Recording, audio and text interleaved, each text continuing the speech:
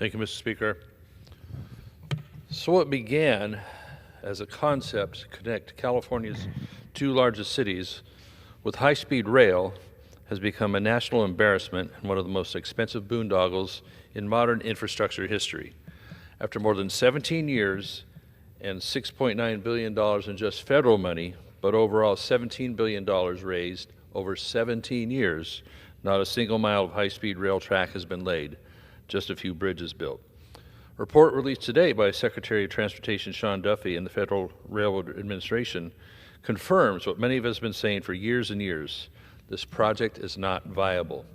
It's riddled with mismanagement, massive cost overruns, missed deadlines, and fantasy-level ridership projections. Even in the process promising at one point 1 million jobs.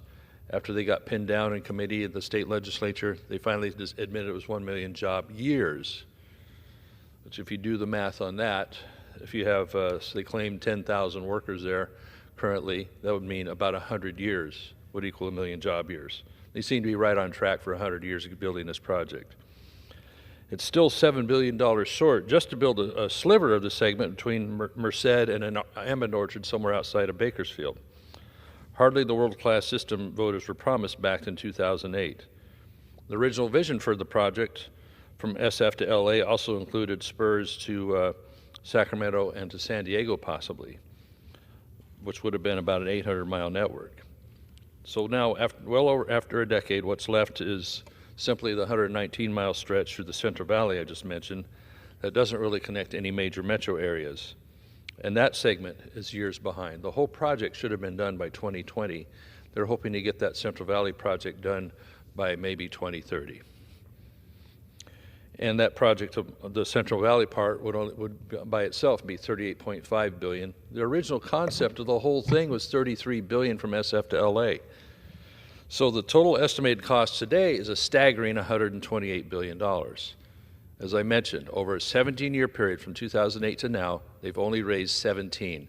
They're short $110 billion. And they think they're going to come to the federal government and ask for that here? Are they going to hit the taxpayers for more? Are they going to pass more bonds to raise $110 billion, what, 5 or 6 times more than what they've already raised over 17 years? There's no serious plan to even secure that kind of money, no credible timeline to finish the construction, and no evidence that California High-Speed Rail Authority is even capable of delivering or operating the system. The authority has failed to meet even the most basic terms of its federal grant agreements. That's why I'm so pleased Secretary Duffy has taken a good, hard look at this and come up with the conclusions they have. They've not acted in good faith. They've downplayed the risks, and they've run out of time and money. Basically, the voters, the people, everybody's been lied to in order to keep this project alive. Even Governor Newsom, about the first week or two he was in office as governor, for a moment there he said, you know, maybe we need to relook at this thing because it's not going very well.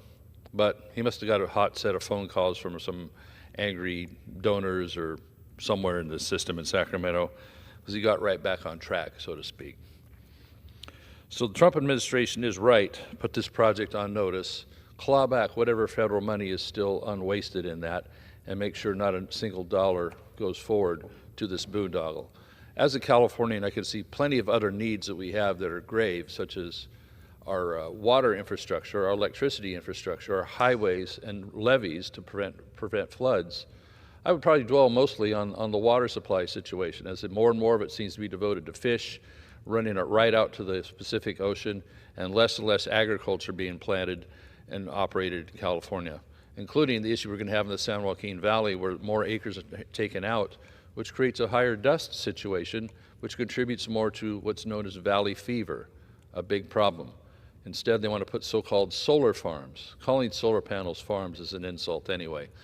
So much of California's food, the nation's food supply comes from California. The specialty crops, tomatoes, almonds, pistachios, so many things that America consumes. Many of these crops are 100% grown in California or 90+% grown in California.